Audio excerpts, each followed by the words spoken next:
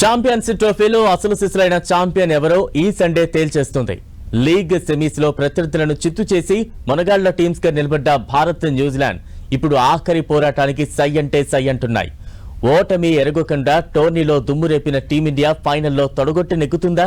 New Zealand ను చిత్తు చేసి 25 ఏళ్ల ప్రతీకార నిరీక్షణకు తెరదించి ఛాంపియన్ గా నిలుస్తుందా?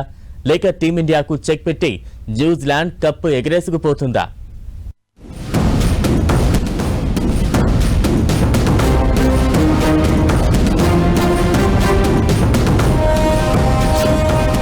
ఛాంపియన్స్ ట్రోఫీలో మొనగాళ్ల ఫైనల్ ఫైట్.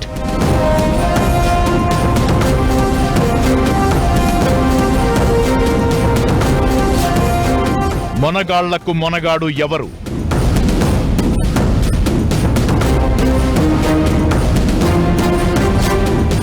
కప్పు టీమిండియాకా, కివీస్కా?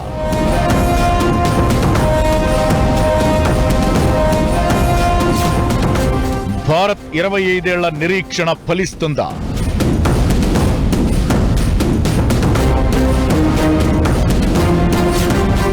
కివీస్ పై గెలిచి లెక్క సరిచేస్తుందా?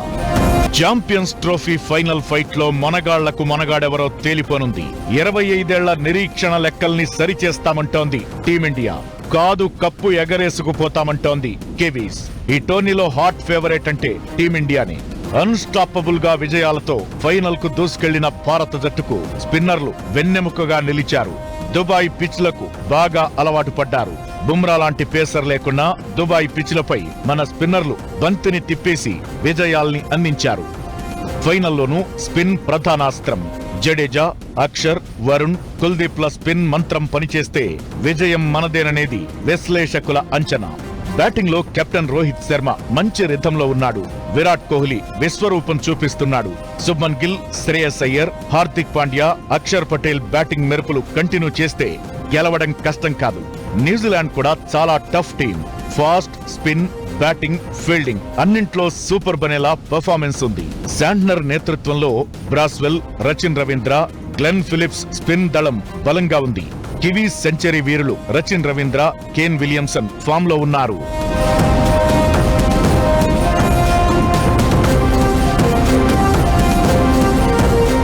భారత్ గ్రూప్ దశలో కివీస్ పై డిఫరెంట్ బౌలింగ్ ప్లాన్ తో బరిలో దిగింది. ఇప్పుడు ఫైనల్లో కివీస్ కూడా అదే వ్యూహాన్ని అనుసరిస్తుందన్న చర్చ జరుగుతోంది.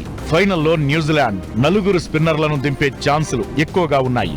ఫైనల్ మ్యాచ్ లో పిచ్ స్పిన్ కు సహకరిస్తుందా లేదా అనే దానిపై గెలుపోటములు ఆధారపడి ఉన్నాయి. టాస్ కూడా కీ రోల్ పోషించబోతోంది.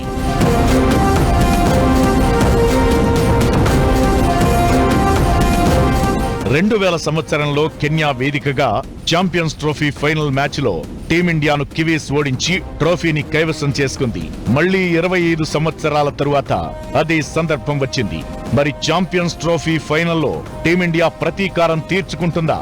లెక్క సరిచేస్తుందా? చూడాలి.